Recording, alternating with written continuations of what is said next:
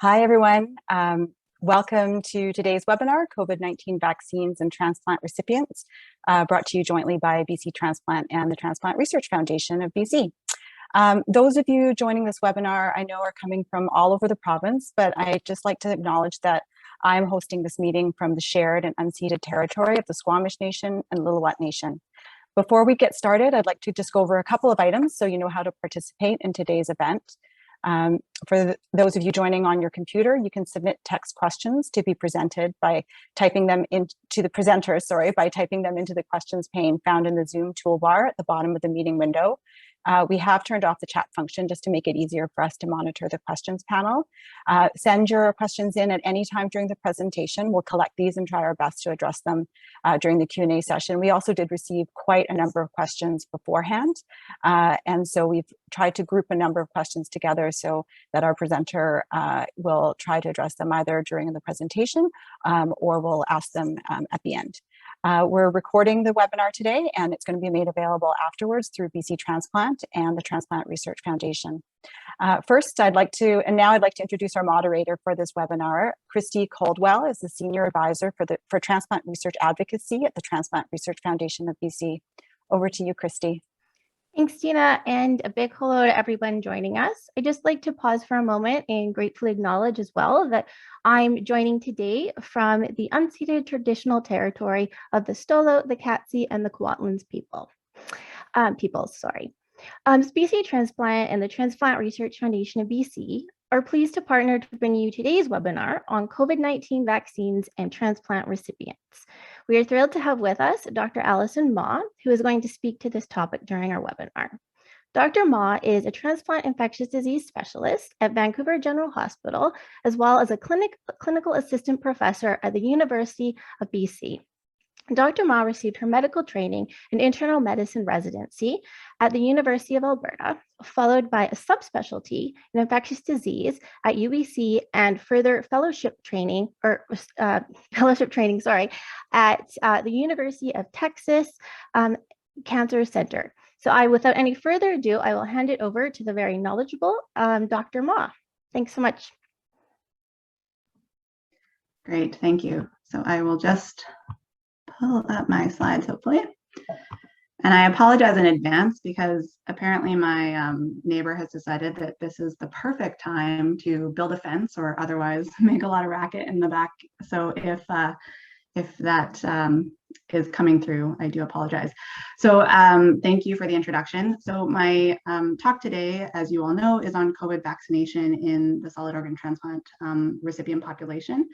And this is a talk that's adapted from a talk I had given earlier in June during the renal transplant rounds. And so it's entitled What We Know, which is in June was a little and now is a little bit more, and what we don't know, which is still a lot. And we'll talk about that.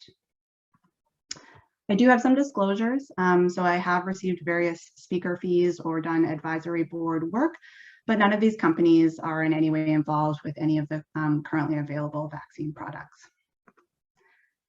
Like the other individuals today, I would like to acknowledge where I'm coming from, which is the traditional, ancestral, and unceded territory of the Coast Salish peoples, including the Musqueam, Squamish, and Tsleil-Waututh.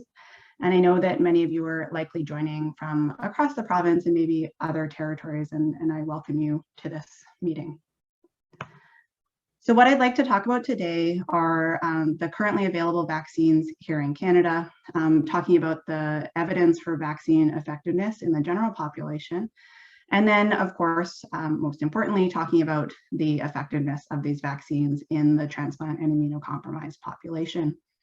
And then at the end, we'll talk about some practical advice for patients and providers and highlight some ongoing areas of research in this area. First, though, we'll start with a little bit of background about vaccines. So vaccines have been around for quite some time. And you can see that kind of before the vaccine era, for many years, there was really a plateau or stagnation in human life expectancy around 35 to 40 years. The first vaccine was developed in 1796 by Edward Jenner. When he used cowpox to inoculate people against smallpox. And this is actually where the word vaccine comes from. Vaca means cow. And that's why we have vaccines. And you can see throughout human history, after vaccines were introduced, obviously lots of other things happened, but this has been credited for a lot of the improvement in human life expectancy over the subsequent years. And that's because vaccines work. So we know that in the pre-vaccine era, many of the diseases that you can see on the left here cause significant morbidity and mortality, so disease and illness in our populations. Since vaccination rollout of these various vaccines against these diseases, there's been substantial decrease, and this is Canadian data, from 93 to 100% reduction in disease. We also know that vaccines work in transplant recipients. So this is data from the H1N1 outbreak where the Toronto group looked at their transplant recipients, and they found that those who had been vaccinated against H1N1 had a significantly reduced rate of influenza at 1.3% compared to people who had not been vaccinated. And not only does it reduce disease, but it reduces disease severity. So people who were vaccinated as compared to unvaccinated people had a significant reduction in pneumonia and ICU admissions. So what are vaccines? So a little bit of a background for your reference. So vaccines, I like to think of as a fire drill for the immune system. And we've all done fire drills. And so this is where you practice so that you know in the future what to do when a threat comes. So the threat in this case is a fire, or what we use for the vaccine is a part of a virus or a bacteria, or maybe even a kind of weakened virus or bacteria. And so that threat is exposed to our immune system, and our B cells are initially exposed, and they're the ones that go on and create antibodies, and we'll talk more about antibodies later. And depending on how kind of severe the antigen exposure is, and in this case, whether there's a protein there or not, then your antigen presenting cells might kind of sound the alarm. And then that alarm is going to get your T cells, which is part of your kind of your white blood cells, or what we call your cell-mediated immunity. They get them into the fold, and then they come, and the cytotoxic T cells actually come and either break down the house to put the fire out, or in the kind of vaccine kind of scenario, they kill the infected cells. And then the helper T cells coordinate all of these efforts and remember what to do next time. And so this is a more scientific schematic that shows the same thing. So you can see on the left here, this is your B cells responding to that antigen and then going down to create antibodies. And this is your cell-mediated immune side, which is responding to an antigen that also has protein conjugates. And so they go on to make kind of a cell-mediated response and also build that memory. And so the different types of vaccines do matter in terms of how we stimulate the immune system. Polysaccharide vaccines mostly just stimulate the antibody side of the immune system, whereas protein conjugated vaccines or live attenuated vaccines produce a more robust immune response by activating those cell-mediated immune arms of the immune system. And the mRNA and the viral vector vaccines, which we're going to talk about, do this as well. This is just another way to kind of think about why we do vaccines. But when somebody is exposed to something, either a vaccine or the actual virus, it takes about a week before your immune system actually goes through that whole response and goes through the whole fire drill. And so if it's the actual virus that you're being exposed to, that's a week in which you can get sick. If it's the vaccine, however, you have that week, you develop that response, and then the next time you get exposed, which you can see in the next kind of panel here, you have a very rapid and more robust response. And that's the whole reason that we want people to get vaccinated, is so that then there isn't that lag, there isn't that 1 week that you can get sick, your immune system just immediately goes after that virus. So that's what we want, but what do immunosuppressants do? Immunosuppressants are obviously extremely important. They preserve graft function and allow people to live the lives they do after transplant, but they affect our immune system. And so many of the targets, like the calcineurin inhibitors, so your TAC or mTOR inhibitors, your sirolimus, your nucleotide and nucleoside inhibitors like your MMF and azathioprine, and belatacept, all affect your T cells, and then steroids just kind of throw a whole wrench in there. And so what does that do to the immune response to vaccines? Well, it potentially reduces it. And so that's why we're having a talk specifically today about how the COVID vaccine works in transplant recipients. When we talk about vaccines, we talk about vaccine efficacy and how do we measure that? Well, what we actually want is to prevent disease or to prevent disease severity. And that's ultimately what we need to know, but it takes a long time and a huge population to be able to find out whether vaccines are able to do that. And so we do also have what we call surrogates, or ways that we kind of try to predict what the immune system is doing to guess whether or not people will have protection. And so this is where we look at things like antibodies or cell-mediated immune assays to look at that other arm of the immune system. The issue with the surrogate markers, and we'll talk about this a little bit more later, is that it can be difficult to know exactly what kind of antibody level or antibody detection or cell-mediated response actually defines protection. The immune system, although I've shown kind of a few arms of it, is very complicated. And so whether somebody has protection based on just one single marker doesn't tell the whole story. Another foundational thing that's important for us to know when we think about vaccines is something called herd immunity. And this is something that you may have heard of. Herd immunity is the resistance to spread of a contagious disease within a population due to a sufficiently high proportion of that population being immune to the disease. And herd immunity is very important at protecting those individuals who either can't be vaccinated or may have reduced protection from the vaccine. And this is why vaccination is really, in my opinion, essential for all healthcare workers, family and friends, and people that are around transplant recipients.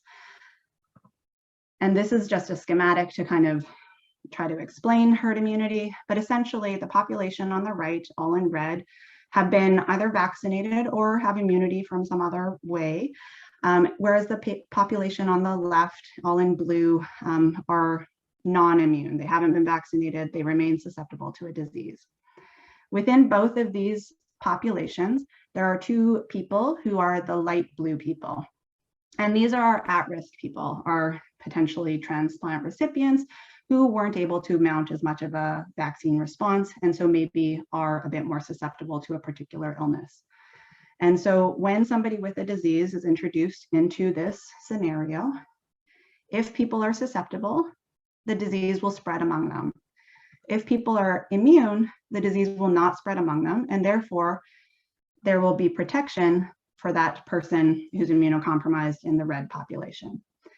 In the blue population, which remains susceptible, there will be ongoing disease transmission, and eventually that susceptible person will become infected and potentially have a worse outcome. So now getting on to the meat of the talk, the objectives. So let's talk about the currently available vaccines. I do want to just pause for a second and say that science is amazing.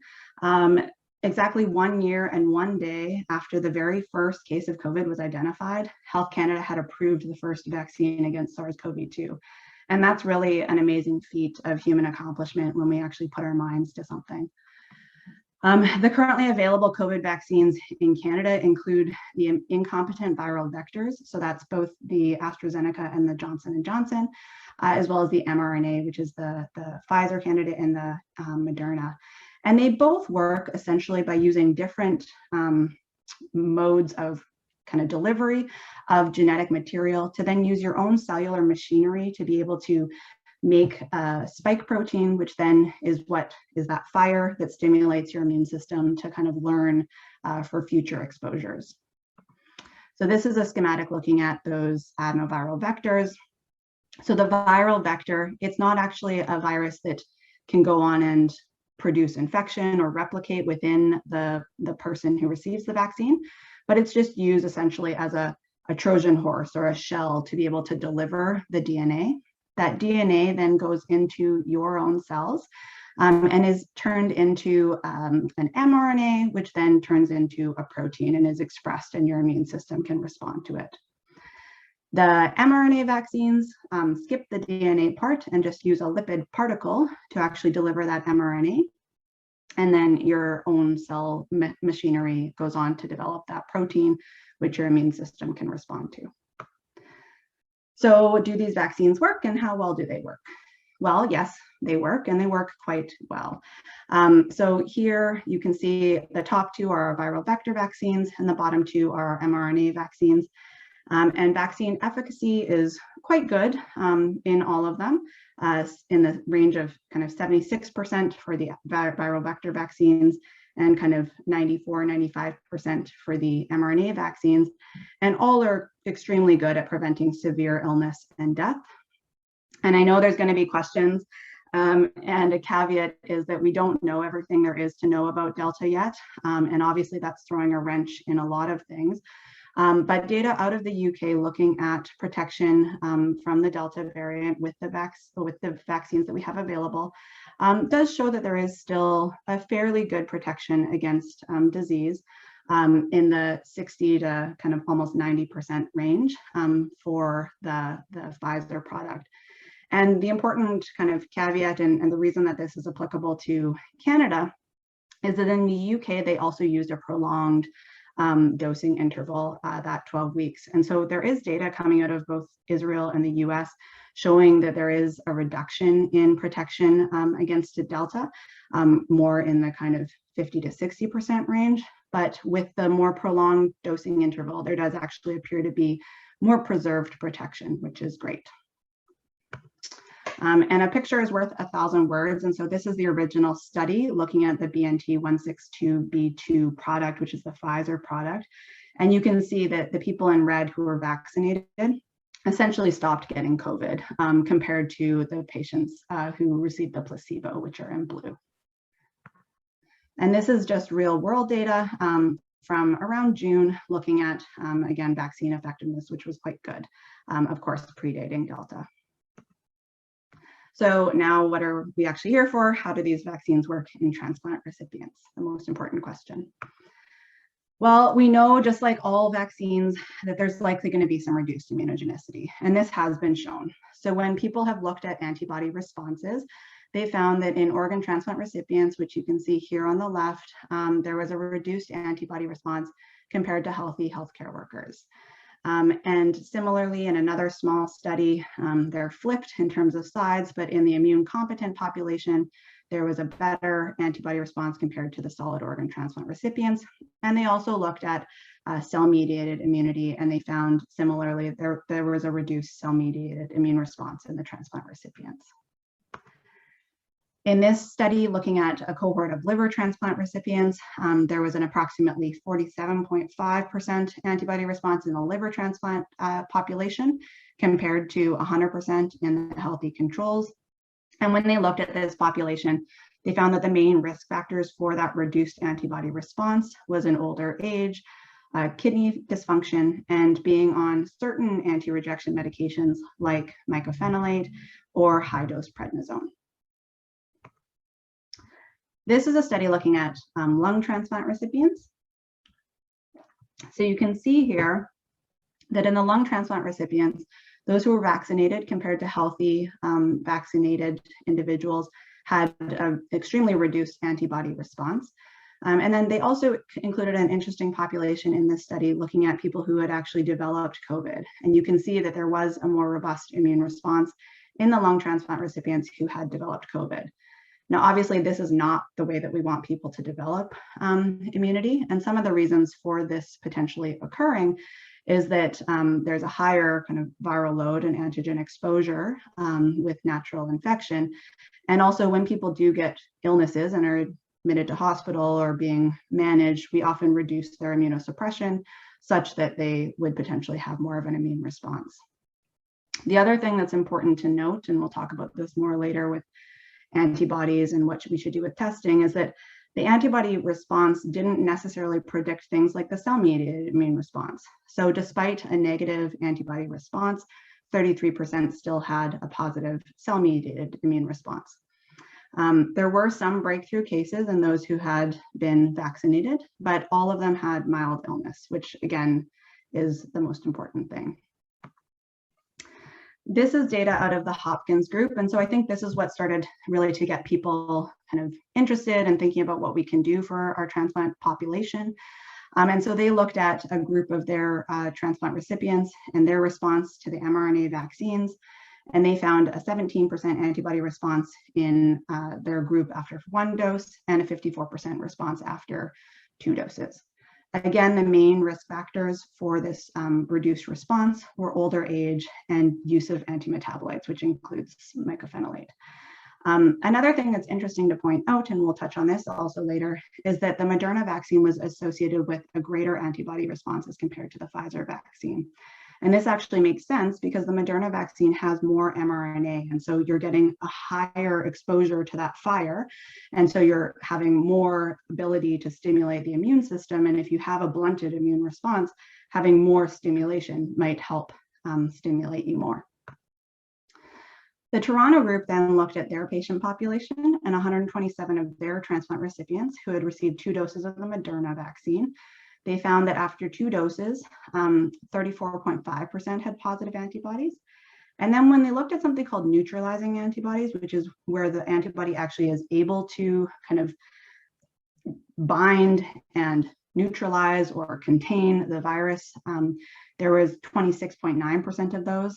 And then when they looked at their patients from a cell-mediated immune response, there was a much higher number, so 47.9% who had a cell-mediated immune response after 2 doses. And again, it's important to note that half of the people who had a negative antibody response still had a positive cell-mediated immune response. And we'll talk about safety in a second as well, but their patients had a similar safety profile to the general population.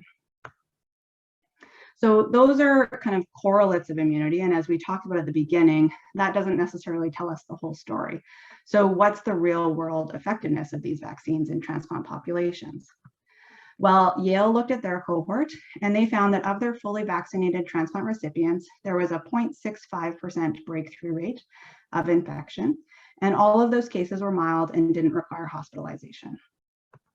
Florida also looked at their cohort and found a similar 0.6% breakthrough rate. And although those patients did require hospitalization for oxygen, no deaths were recorded. And although this is low, at the same time, the breakthrough in the general population was significantly lower at 0.001%. Now, Israel has done really an amazing job at their initial vaccine rollout, as people may know, and also at tracking their population level data. And so they are able to provide us with a reasonable look at vaccine protection in the immunocompromised population. They had over 1 million people vaccinated against SARS-CoV-2 and 27,000 individuals who are listed as immunosuppressed, which includes both bone marrow and solid organ transplant.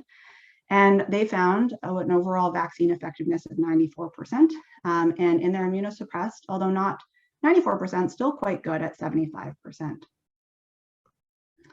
And similarly, UCSD looked at their data and they compared their transplant recipients with a cohort of their transplant recipients who were vaccinated compared to those who were not vaccinated. And they found an 80% risk reduction in the vaccinated cohort from development of COVID. And if somebody developed COVID and had been vaccinated, they did not need supplemental oxygen and there were no deaths recorded. Whereas in the group who was unvaccinated, there were 2 deaths from COVID. And then the UK also has pretty amazing abilities to look at their population level data. And they found 141 times increased risk of infection in unvaccinated transplant recipients compared to their vaccinated kind of counterparts. And if people were vaccinated and developed SARS-CoV-2 positivity or infection, there was a decreased mortality as well. Now, what about safety? Something, of course, that we always think about in our transplant patient population. So with the currently available vaccines, there are no absolute contraindications to vaccination for anyone. The caveat being that the studies haven't been released, of course, for the under 12s, and we expect those in October with guidance hopefully coming for that. But the products don't have any live virus in them, so there's no risk of developing actual infection from the vaccination. And they also don't have adjuvant in them. And traditionally, we kind of worry about adjuvant potentially in transplant recipients because that's a potent immune stimulator. And people have postulated that maybe that could lead to rejection, although that's never really been truly borne out with any evidence.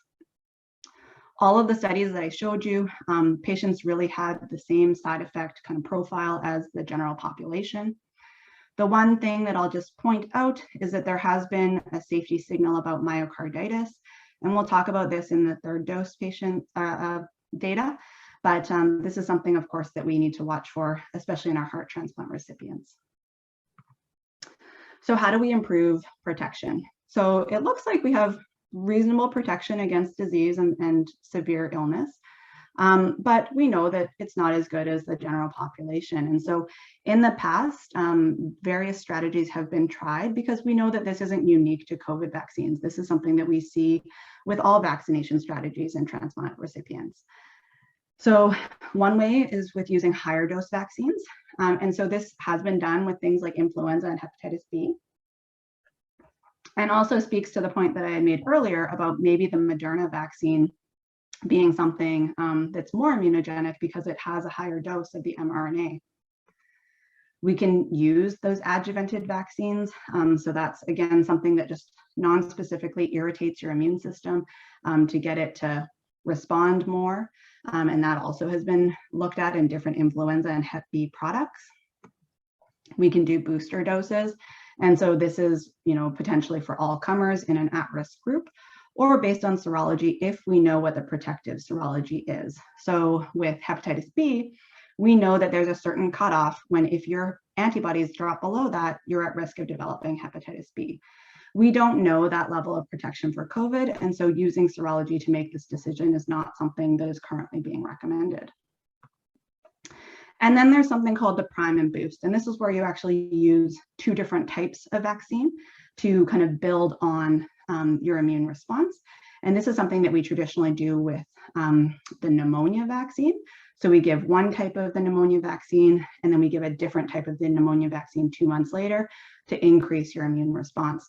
And this is also something that we have seen with COVID. So in patients who initially received the adenoviral vector vaccines, the AstraZeneca product, and then went on to receive the mRNA product, they actually had a more robust immune response than people who received 2 sequential mRNA vaccines. So the topic I think that's on most people's minds is what about third dose in transplant patients? So this again, I think got started people thinking was the Hopkins group. So they took 30 of their transplant recipients who had not had either any response with antibodies or had a low response after 2 doses of mRNA vaccine, and they revaccinated them. It was a little bit of an unclear kind of decision about which vaccine they used. Some people got the adenoviral vector vaccine, some people got the same mRNA vaccine, and some people got a different mRNA vaccine than what they had received before. And then they measured their antibody response. And they did show that some people had a boost after their 3rd dose, but 67% of people still remained negative. One patient also developed antibody-mediated rejection 7 days after, and this was a heart transplant recipient, which again speaks to just wanting to be a little bit cautious about additional vaccines and that risk of myocarditis. The French also looked at 3rd dose strategies in their patient cohort. So they had 101 transplant recipients. They did 3 doses of the Pfizer product. They did the 1st and 2nd dose 30 days apart, and then they gave that 3rd dose 60 days apart. And they showed an antibody response up to 68% after the 3rd dose. And so again, 32% still had an undetectable antibody. But no patients developed COVID irrespective of their antibody response. Again, speaking to the fact that what we need to know and what we really care about is whether people are protected, not whether they have detectable antibodies. In this cohort, there were no episodes of rejection.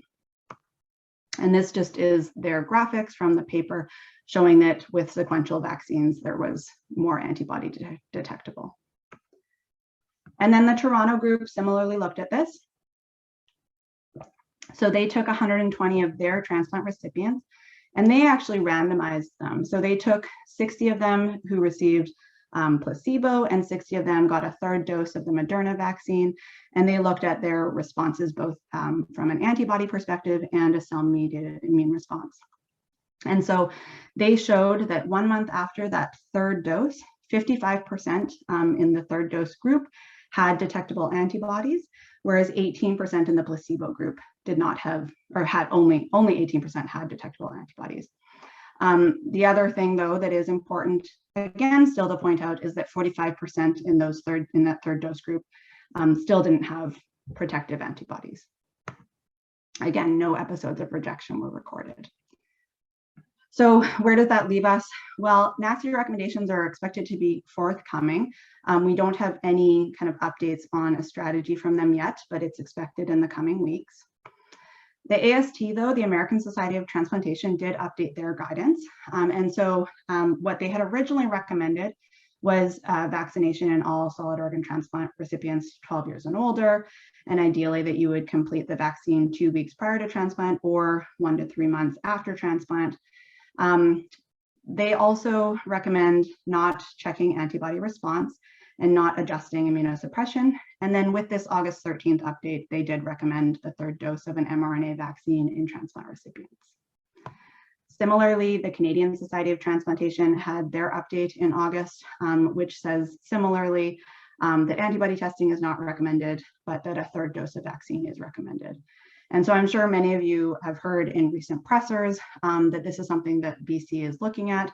Some of the other provinces across the country have started doing third dose vaccines in their transplant recipients. And this is something that we're expecting to hear more about in the next couple of weeks. I don't know anything about the particular strategy right now. So what do we do with all of this information? What does this mean for everybody as individuals? I think what it means is that the current COVID vaccines and dosing schedule appear to be safe in our transplant recipients. I also think that although we don't know entirely, that the protection still appears to be quite good. I think that people still need to be vigilant about infectious contact risks and high-risk situations, and that people should continue to use increased infection control measures, especially when they're in high-risk situations that they can't necessarily control. And I think that the reason for this a lot right now has to do with Delta and the fact that our numbers are going up. As infection rates go down, and so hopefully if we can get on top of this more recent spike and community vaccination rates go up, this will increase safety for our transplant recipients. And so this gets back to that topic that we were talking about at the beginning, which is herd immunity. And I know one of the questions was kind of if a vaccinated person can transmit to somebody. And so the UK looked at their large data set, and they looked at if a unvaccinated person, so if we were to take worst case scenario that a transplant recipient, even though they've been vaccinated, is fully susceptible, which I do not think is the situation, but if that were the case, if somebody who is vaccinated develops COVID, there is a 50% reduction in them transmitting to that unvaccinated household contact as compared to if they had been unvaccinated. And so essentially that's saying that vaccination is leading to a 50% reduction in your ability to transmit to somebody else. Delta was included in that study because the UK has a significant Delta outbreak, and it's also been looked at in healthcare workers. And we can see that in healthcare workers who have breakthrough infection with the Delta variant, that there is a reduced viral PCR as well as a more rapid clearance, again suggesting that they're less infectious. And so what does this mean? I think it means we need to build a bigger wall.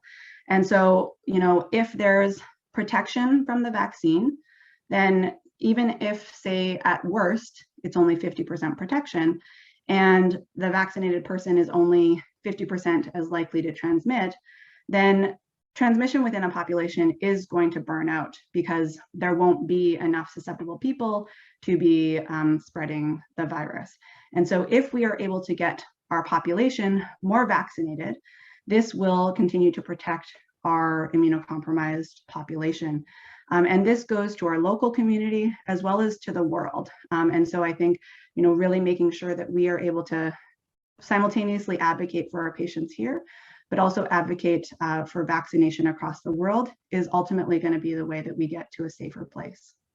And so as you can see here, if you have a highly immune population, eventually transmission burns out and your susceptible population stays protected. Okay, so finally, before we open up for questions, I'll just highlight some ongoing areas of research and my closing thoughts. So what are we still wondering?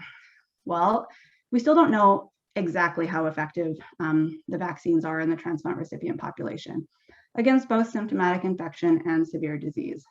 And as I mentioned kind of at the beginning, Delta is changing all of our ability to know things and risk calculations. We don't know which vaccine provides the greatest protection. Is it one or the other mRNA vaccines? Is it a viral vector vaccine? Or is it some of the protein conjugated vaccines that we haven't seen a lot of data on yet? We don't know what the immune correlates of protection are in both immunocompromised and non-immunocompromised populations. And so we don't know what those antibody levels mean, if anything. The reason that that's important is that having a positive antibody doesn't necessarily mean that you're protected and could provide false reassurance. Having a negative antibody doesn't mean that you're not protected and could kind of cause unnecessary worry. We also don't know if alternative dosing strategies are required. We saw some of the data about third doses, about the increased antibody and cell-mediated immune response. We still don't know if that provides more protection or not, although that's kind of the assumption. We also don't know if higher doses or some of the other dosing strategies that I discussed would be more effective at preventing disease down the road. We also don't know how long immunity will last. And this is something that's starting to come out in the literature, is discussion about durability of the immune response and whether that's going to be requiring boosters in the future for both the immunocompromised and non-immunocompromised population. And then we don't know anything about long-term safety concerns, both from COVID as well as from vaccines in transplant recipients.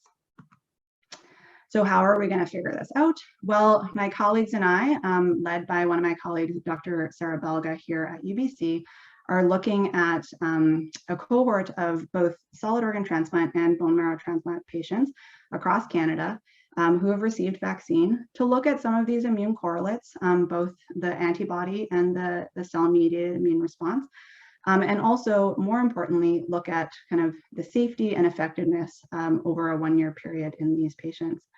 And we've been very kind of fortunate to have had lots of people interested and enrolled. But if people are interested, they're welcome to contact our research coordinator, who's listed here, who's Gail, and she would be happy to answer your questions. So my final take-home points, I think first and foremost, as a kind of community, we really need to advocate for transplant patients to be included in these types of studies from the beginning. These vaccine studies are 1.5 years old. They started back at the beginning of the pandemic. And if we had had transplant patients enrolled up front, we would have a lot more answers by this point. And there's really no reason that transplant recipients should not be included in these studies, in my opinion. What we do know is that science is amazing and that there are multiple COVID vaccines that are highly effective in the general population, and that they likely provide great protection as well to our transplant recipients, both through individual protection and through herd immunity. And they also do appear to be safe and generally well tolerated. What we don't know is exactly how effective these vaccines are. We also don't know how the Delta variant might throw a wrench into things.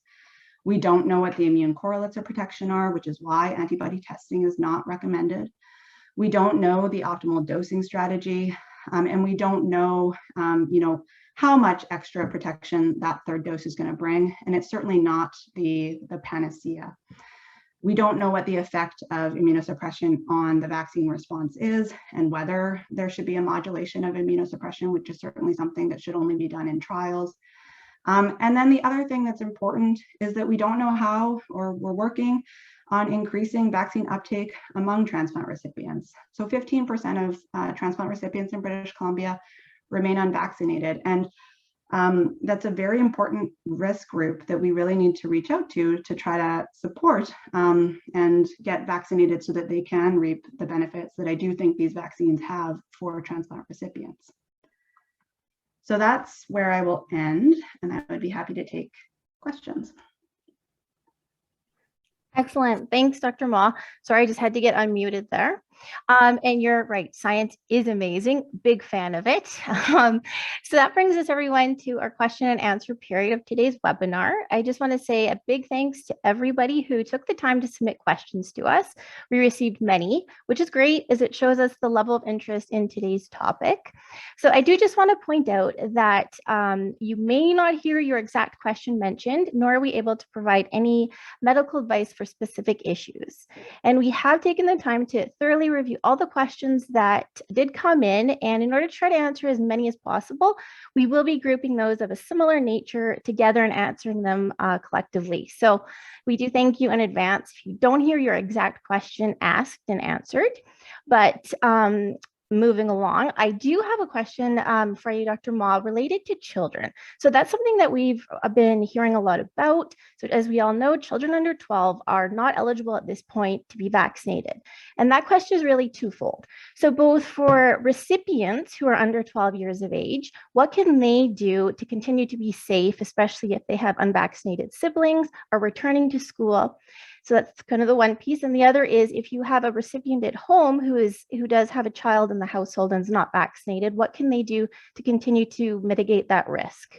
Yeah, no, great question. And I know with everybody going back to school, that's obviously on people's minds. So, I mean, the data, like I said, is expected to be forthcoming, probably more towards October. So we are still, going to have to wait some time before those groups are going to be even potentially eligible for vaccine.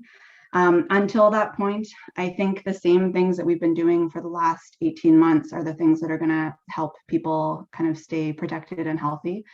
It's trying to, like I said, build that big wall. So making sure that everybody that is around your kids and advocating as much as possible that your kids are around adults who are vaccinated and that they have that kind of protection around them so that they're less likely to be exposed. And then the things that we've been doing the whole time. So trying to, limit contacts, not entirely, that's obviously not possible, but being thoughtful about your contacts and maybe not going to large events, that kind of thing. And then masks, I know, have been talked about a lot throughout the pandemic, and masking is something that people can do to both protect themselves and protect others. And I would specifically, think that things like a medical mask or even people are, buying the KN95 masks, those do provide a greater level of protection. And so that is something else that you can do to either protect the child themselves or the household member who's exposed to the child. Great. Thanks so much. And another one, just building a little bit more on what you said around third dose. Of course, as you can appreciate, that really made up the bulk of our questions. And can you elaborate a little bit further about what recipients in BC can expect as in the coming days and weeks, and what approving a third shot here in BC, the process that goes into that? As much as possible. I can try. That's a little bit, I'm not necessarily specifically at that table, although I know many kind of smart and compassionate people are, but it is something that's being talked about. My understanding is that, there still isn't national guidance. And so that is part of what is being looked to, which is the NACI guidance that I alluded to. But it is something that's being talked about, and that it is something that there will likely be a framework coming out in the coming weeks. I don't know when. I don't know more details. I'm sorry. That's okay. So basically, hold steady, everybody, and be patient. Yeah. We'll get there eventually. Thanks, Dr. Mah. And another question in regard to what we've heard, of course, is that immunosuppression is obviously affecting the efficacy of individuals' response to the vaccine. So is there any plans, or could you, I know it's hard to predict, but seeing that there may be an adjustment in immunosuppression, particularly the mycophenolate recommended in the future?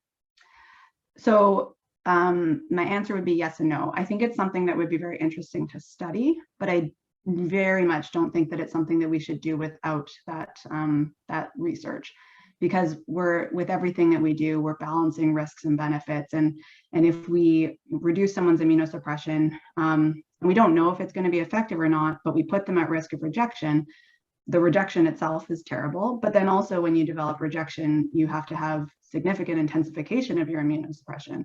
And then that further reduces your immune response to vaccine. So I don't think it's something that we could do without study. I know it's something that people are talking about potentially studying, but I don't know of any active studies right now.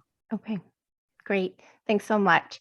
And another more real life sort of applicable question around travel. So is travel safe in the province and out of province for recipients?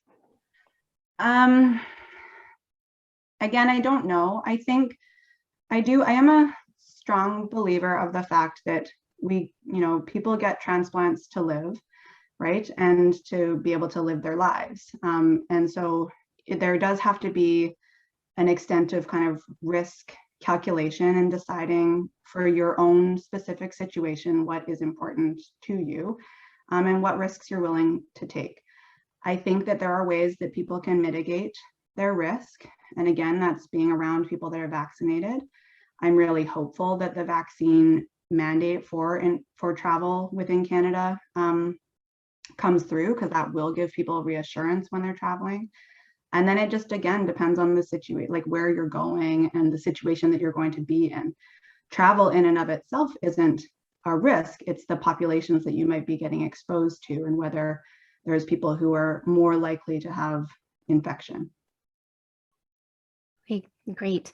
And keeping in line with that sort of risk, that area of risk. So can you just reinforce what are some of the current recommendations right now for transplant recipients when it comes to returning to indoor work environments as well as socializing indoors? Mm-hmm. I think it's the same things, just as much as you can, advocating to perhaps your work environment, certainly your social circle, which you have much more control over, making sure that all those people around you are vaccinated, and that you're with people that you trust and that you trust their risk and what they're being exposed to. And I think if it makes you more comfortable, I would still definitely recommend wearing masks in some of those situations. Perfect. Thank you. And again, this is one that's hard to predict, hard to know because you can't see into the future, but you explained that antibody testing is obviously not recommended. But is there going to be a test available, or is there currently a test that can help gauge how effective the vaccine response has been for individual recipients? No, unfortunately there isn't. So antibodies, like I said, the ones that are available, they don't tell us necessarily enough. There had actually been a whole kind of kerfuffle earlier on when some people were getting their antibodies tested, and this was, say, immune competent people, where they would be expected to have a more robust antibody response, and the test itself actually tested for what's called the nucleocapsid, which is a different part of the virus, and so it only would be testing if people had had natural infection. So there was all these people that were vaccinated that had a falsely negative test. There are no tests that kind of provide that clear picture of someone being protected or unprotected. And I think the big thing that I kind of mentioned before is that we don't know, because the immune system is so complicated, we don't know what it means. So people could have a negative test, and that would potentially cause them to worry unnecessarily. But even more concerning potentially is that people could have a positive test and be falsely reassured that they're protected, and that also might not be the case. And so unfortunately, there isn't. The cell-mediated immune tests are maybe a bit more predictive of what the immune system would be able to do, but those are only research-based tests. They're not available really anywhere in Canada. Okay, thank you. And you did mention, obviously, that for third shot, that there is a small but theoretical risk to heart recipients around myocarditis. Now, are there any precautions that you would recommend for heart recipients when they are approaching a third shot, or actually any vaccine? So not for any vaccine. It's really only in the COVID vaccines that we've seen this kind of signal. And it's not that it's been seen more in heart transplant recipients, it's just that it is an adverse event that we've seen actually just in the general population. I was bringing that up more, speaking to the point that we need to just, whenever we're making any of these changes, we do need to make sure that we are studying them. In all of the studies that have been done so far, they haven't shown major rejection events, but if we are rolling this out, and it's being rolled out in the States and in Israel and in France and that type of thing, it just will be important for us to kind of see what that signal is and to study it and to know. There's no specific recommendations. There's no way to prevent that. If you didn't get it the first 2 doses, then hopefully you should not have as high a risk, but it's just something that we need to be aware of. And on that note, are there any contraindications for receiving a COVID vaccine in transplant recipients, and any contraindications that may be organ specific? No, there's no contraindications. There's no absolute contraindications. So the main kind of contraindications that had initially been talked about were some allergy related. We don't actually know, so it had been talked about a lot, the PEG component of the polyethylene glycol component of the vaccine as a potential allergen that could cause people to have allergic reactions. It's not actually clear if that's it per se, but there have been allergic reactions. If people have had an allergic reaction, say to the first dose, they can be seen by an allergist and have an allergist administer their subsequent doses. There's no other kind of organ specific reasons to not receive the vaccine. The one thing that we are currently holding off on subsequent doses is if somebody has had an episode of myocarditis. We're waiting for more information about that. But otherwise, no, like I said, these vaccines are not live attenuated, so you can't actually get infection from them, even if you're immunosuppressed. And so it's something that can be given to all transplant recipients. Excellent, thank you. And we did touch on, of course, the mycophenolate component, but is there anything known about how the tacrolimus or cyclosporin or sirolimus does affect the response to the vaccine?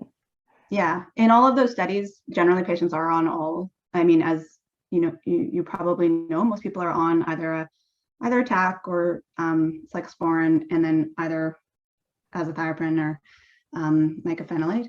And the calcineurin inhibitors weren't found to be as much. Like when they looked at it, it was the antimetabolites that were more of a factor. Okay, excellent, perfect. And yes, I can say a recording will be available. I'm just looking at the questions. Sorry, everyone. Tina is going to mention that shortly, so just hold on for that. And Allison, can you speak to if patients receive perhaps a mixed vaccine, if they may have received Moderna and Pfizer for their first 2, is one recommended over the other for a third shot when that time comes? No, I don't think there's any recommendations. We don't know specifically. I think it would be also just like all aspects of kind of our vaccine rollout, it would be what's available. Certainly there's no concerns about crossing them. Perfect. And we had a question around if you were a recipient and were vaccinated and experienced side effects. Is that any indication of how effective the immune building response was for you? I mean, I want to tell you yes to make you feel good about it, but I also don't want people who didn't have a response to not feel like it. It doesn't necessarily predict it, but the fact that you are having a response does suggest that your immune system is reacting to the vaccine, but it doesn't specifically tell us how much protection you're going to have. Perfect. And just sorry, we should clarify as well. What is myocarditis? Sorry, myocarditis is inflammation of the heart muscle. Okay, perfect. All right. And I'm just looking along here. Yes, this one. So can you provide us an update or any information on how many recipients in BC may have contracted COVID and what the current data is for patients who have had COVID-19? Yeah, I saw this question beforehand, and I don't have the granular data. We don't necessarily have it all kind of in a database per se. I would just say anecdotally, in my experience at Vancouver General Hospital, there have been less kind of transplant recipients who have had COVID compared to the general population. I would say that the majority of the patients that we're seeing are the general population, which I think probably goes to the excellent work of recipients and their providers at kind of ensuring their protection throughout this. Perfect. And a point I think to note as well is that, as you mentioned, Dr. Mah, there's not a lot, but there are some recipients that have not yet been vaccinated. And for those recipients who are wondering if they should get vaccinated, if it's safe, can you just clarify that a little bit more? And also, do you recommend one vaccine over another for recipients? Yeah, I mean, I hope I tried to touch on that, but I do think the vaccines are safe.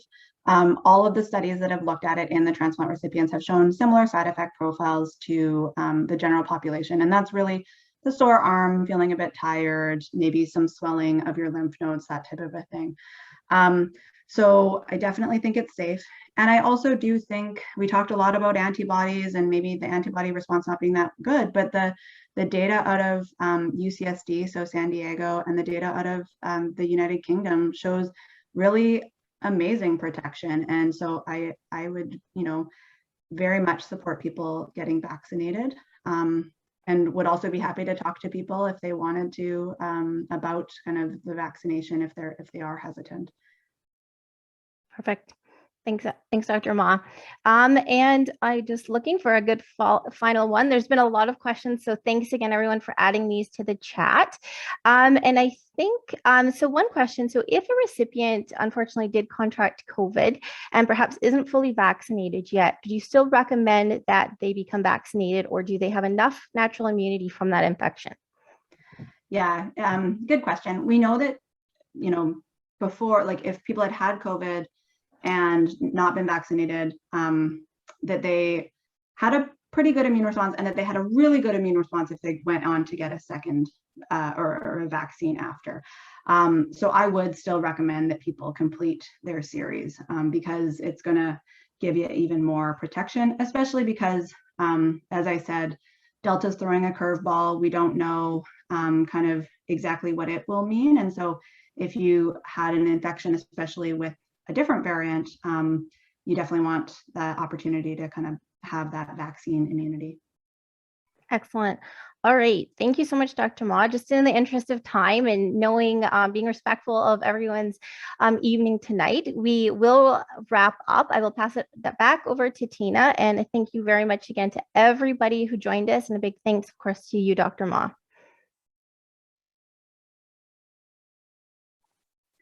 Thank you, Christy, and thank you, Dr. Mah, so much for being so generous with your time today to share this information that we know is of great interest to the transplant recipient population and their family and friends as well.